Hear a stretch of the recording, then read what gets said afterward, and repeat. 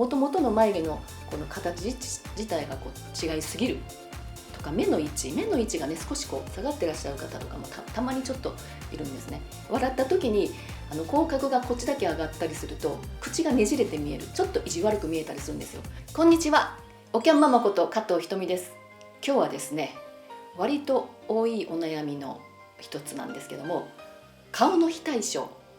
右と左がですねたるみ加減が違うとか、シワの入り方が対称ではないとか、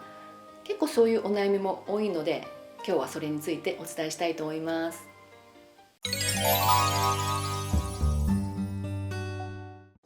顔の非対称にもいろいろあるんですけども、例えば眉毛の高さが違う、左右で違うとか、あとほうれい線ですね、右だけほうれい線が濃いとか、口角がですね左だけ下がってるとか、いろいろありますよね、右と左が違うっていうのね。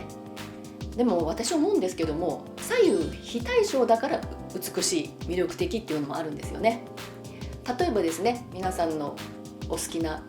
タレントさんでもね、女性でも男性でもいいので、写真をちょっと準備していただいて、コピーしたものでもいいので半分に折って、でまた同じものをこうくっつけるとかね、そういう風にちょっと右と左を全く揃えてみてください。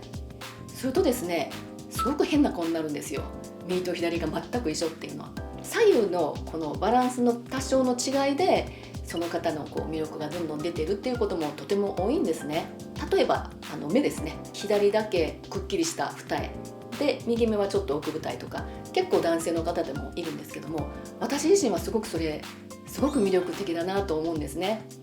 なのでね、あんまりね右と左が違うって悩まない方がいいと思います。で、私自身もかなり右と左違います。こことこことここは全然違うなっていうのは分かってますけれども、もうねそれは気にしてないです。ただね、あまりにも眉毛の位置ですね、眉毛の位置がもう左右で違うとか、眉毛の角度、今はね眉毛は自由にこう描くことができますけども、もともとの眉毛のこの形自体がこう違いすぎるとか、目の位置がね少しこう下がってらっしゃる方とかも たまにちょっといるんですね。気をつけたいのが口角ですよね。笑った時に口角がこっちだけ上がったりすると口がねじれて見える、ちょっと意地悪く見えたりするんですよ。そういったものは少し改善した方がいいと思うんですね。でもですね、多少右と左で笑った時の方の膨らみ加減がちょっと違うとか、そういったものはあまりこだわらない方がいいです。先ほども言いましたように、左右非対称だからいいってこともあるんですよね。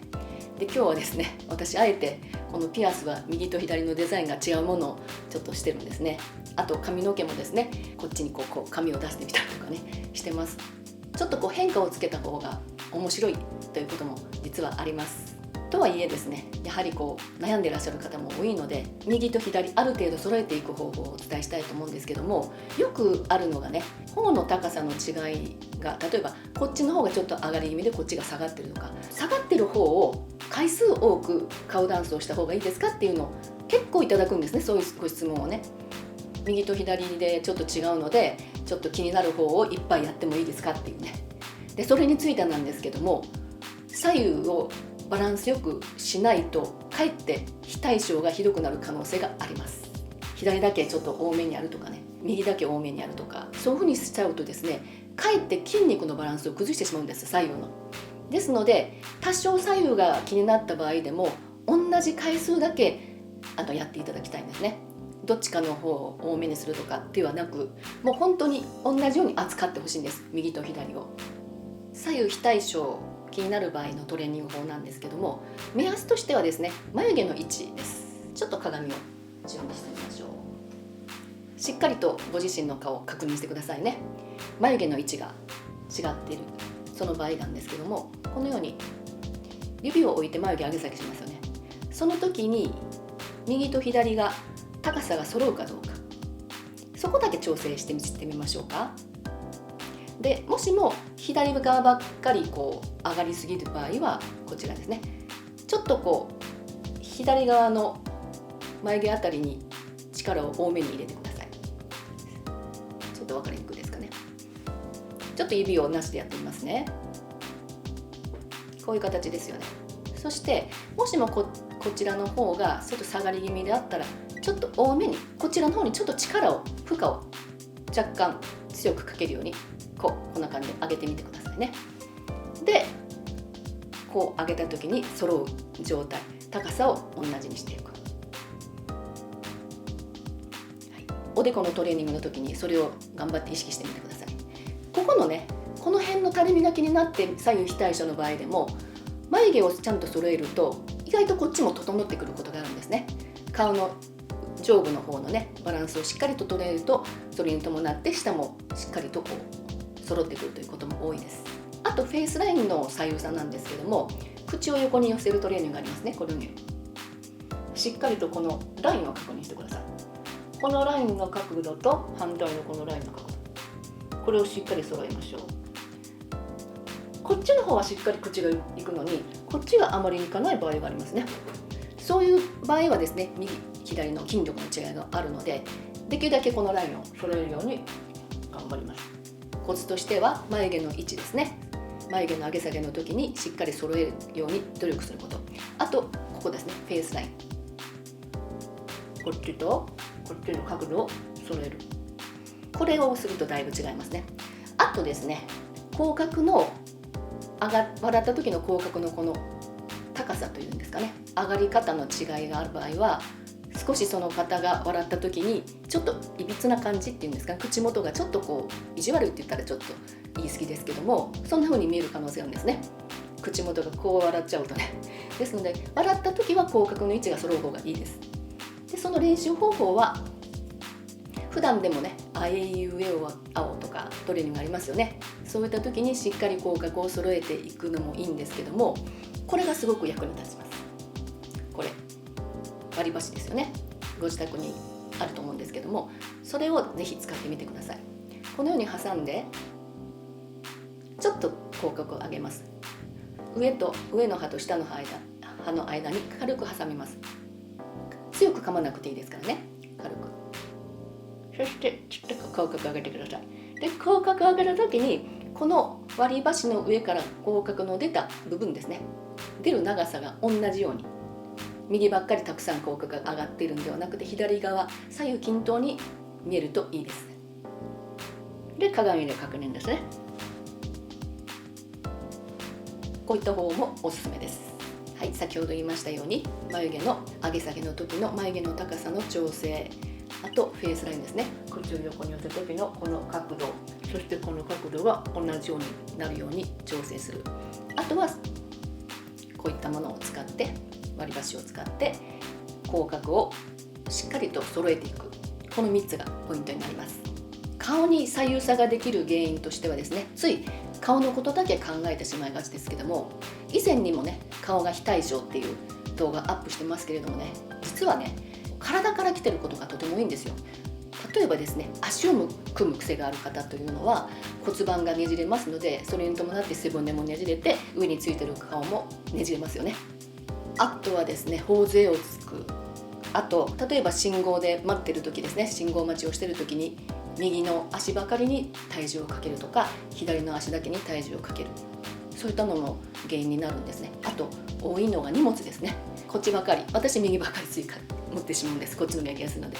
で右ばかりに持ってると、こういつもこう肩をバランス取ってるので、荷物を持たない時にこういう風な形になってるんですよ。立った時にこっちで荷物を持ってちょうどバランスが取れてるので、こう荷物を下ろしてもこういうね、そうなるとやっぱり背骨もねじれる。そしてその上についてる頭蓋骨もねじれてきますよね。そういうので左右差ができたりしますね。あと多いのがですね、噛む方、よく噛むのは左側とか右ばっかりで噛むとか、よく噛む方はエラが張りやすいですね。エラが張ってちょっとこう口角が上がるんですよ、よく噛む方は。そうすると今度こっちが下がるんですよね。噛まない方はフェイスラインはこうあまりエラは張らないんですけども、下がりやすくなるというね、そういうのがあります。ですのでね、まとめますとね、先ほどの眉毛の上げ下げの時のトレーニングの時のチェックとフェイスラインを合わせることですね。あとこういったちょっとものを使って口角の位置を揃えていく、その3つをしっかりやりながら、ご自身で気をつけていただきたいのは、荷物は均等に持つ。右ばっかりで持つんではなくて、右ばっかりで10分ぐらい持ったら左側に変えるとか、あと右と左をしっかりとバランスよく噛むことが、それとやっぱり足を組むのは悪いですね。私はね、足を組むと楽だったので、もっと若い頃ね、